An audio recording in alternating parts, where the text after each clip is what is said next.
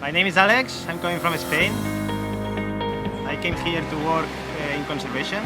I'm an intern for the Department of Environment. Yeah, I'm Lori. I'm from Canada, and I've been living here for 6 years.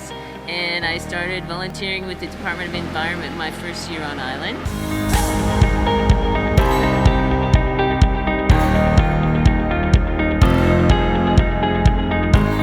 Cayman Islands was one of the biggest populations for sea turtles in all the Caribbean. Had the main rookery together with Tortuguero in Costa Rica. What it happens is that all the population was depleted 200 years ago, and the population got really small, while this island was the main rookery for the Caribbean in the past. Turtle meat was so important in the 1700s and 1800s.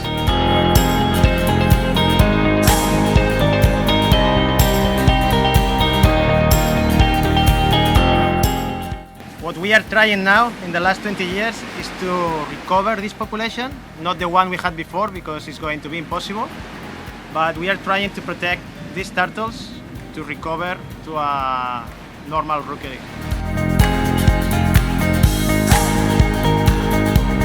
Turtles are important because it's not only the protection of the sea turtles, it's not only the protection of a species that is going to disappear if we don't protect it. It's also because it's the food source for a lot of animals in the sea. Snappers, for barracudas, for seabirds, for crabs. If you don't protect sea turtles, all these animals won't have this food source. They will have to find another food source, and then we are messing up with the wild. It's for that we have to protect them, because it's important for all the species, not only for one.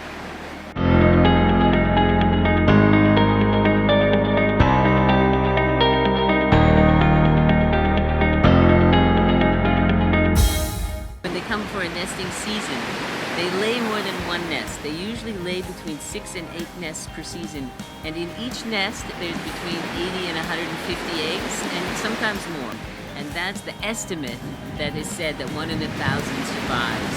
They're not able to reproduce until they're 20 to 25 years old. So it's a very long lifespan they have to live before they can start reproducing. It's not just a few years like many other creatures. And the females then nest every 2 to 3 years.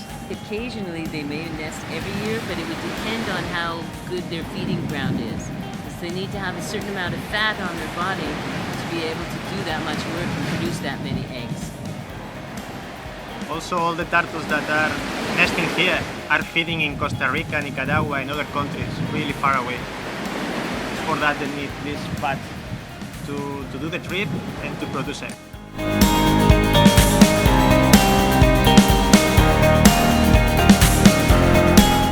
So what we do is we first see the tracks on the beach, we find the nests, we mark them, and then we cover them up so that no one knows that there's a turtle nest there. Then we come back in 45 days and we check them by visually looking to see if there's a dip.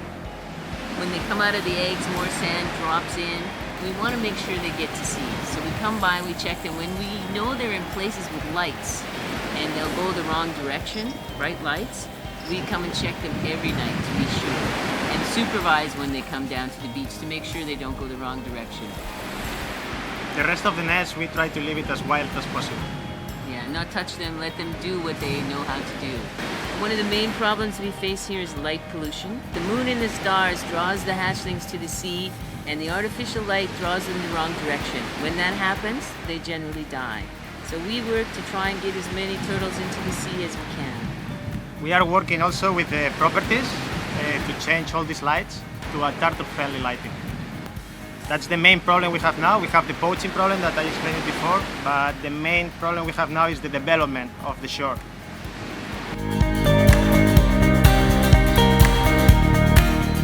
People are always very interested in what we're doing. We show up, wearing clothes on the beach, and we have equipment and shovels and rakes, and people always watch us. So we encourage them to come and talk to us. And we tell them about the turtles here. We tell them about how to be around them, not to touch them, how to leave them alone, and basically educate them about the turtles. It's very exciting. This year alone, we have talked to over 1,300 people on the beach. Apart from education to the tourists, we are educating in the schools, and we teach them why we are doing the conservation and why we need the turtles in the sea.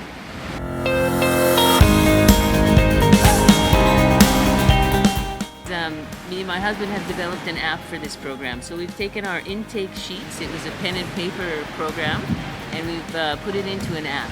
And that's served us really well. One of the exciting things that's come of it is the scientists don't have to spend as much time entering their data.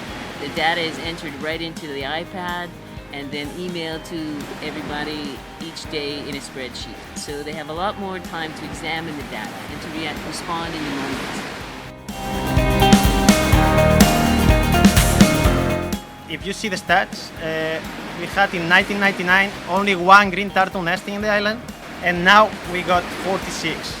That recovers a lot of the population if you compare with that. And if you compare with number of nests, it's crazy. We break the record this year. We arrived to 460 nests. That's a lot of nests for the island. If we compare it to 10 years ago, it grows exponentially. And that means that it's working. The conservation effort that we are putting into the project is helping to recover all this population.